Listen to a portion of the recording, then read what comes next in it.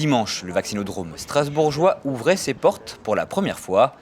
Une ouverture non programmée due à la livraison de 3000 doses supplémentaires du vaccin Pfizer. En quelques jours, les sapeurs-pompiers du Bas-Rhin se sont donc organisés pour transformer l'hôtel du département en centre de vaccination.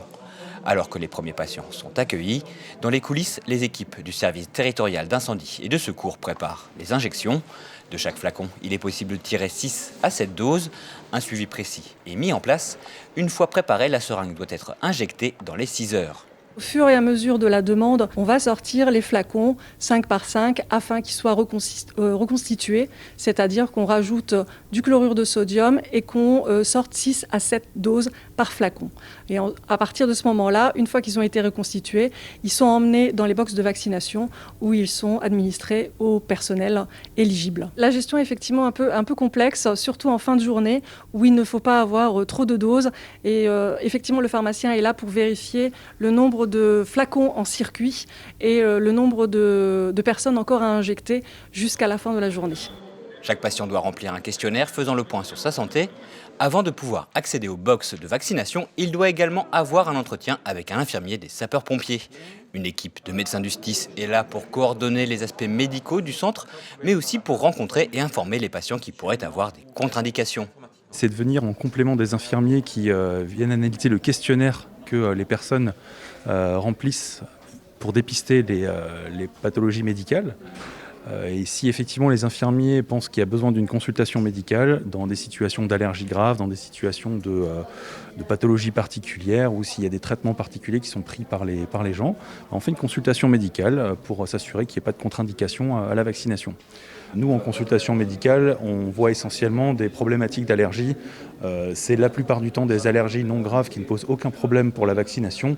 Et on rassure essentiellement les gens et puis ils reprennent leur vaccination de façon normale. Voilà. Les injections sont réalisées par des pompiers volontaires spécialement formés pour l'occasion.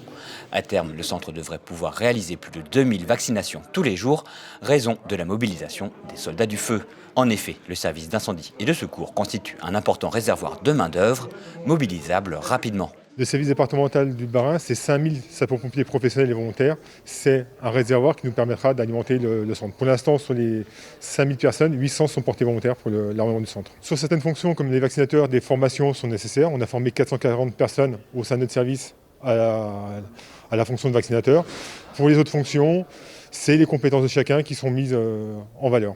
Ça va monter en puissance, sachant qu'à côté du centre de vaccination, il faut qu'on continue à couvrir le département au niveau des secours. Donc on ne peut pas se permettre d'avoir tous nos personnels dans l'armement du centre. On a tous les centres de secours qui ont un fonctionnement quotidien à continuer à armer. Donc on essaie de trouver un équilibre entre l'armement du centre de vaccination et la couverture du territoire pour assurer les secours. Anne vient de recevoir sa première injection. Elle patiente un quart d'heure le temps de s'assurer qu'elle ne fera pas de réaction allergique. Pour cette infirmière, se faire vacciner, c'est avant tout un geste citoyen. Il faut le faire, c'est pas un soulagement ou pas, c'est voilà.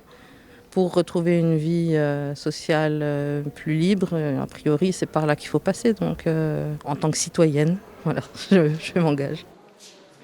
Le vaccinodrome a fermé ses portes mardi soir. Une fois l'ensemble des doses utilisées, à raison de 1000 personnes par jour, ce sont ainsi 3000 Alsaciens qui auront bénéficié d'un vaccin.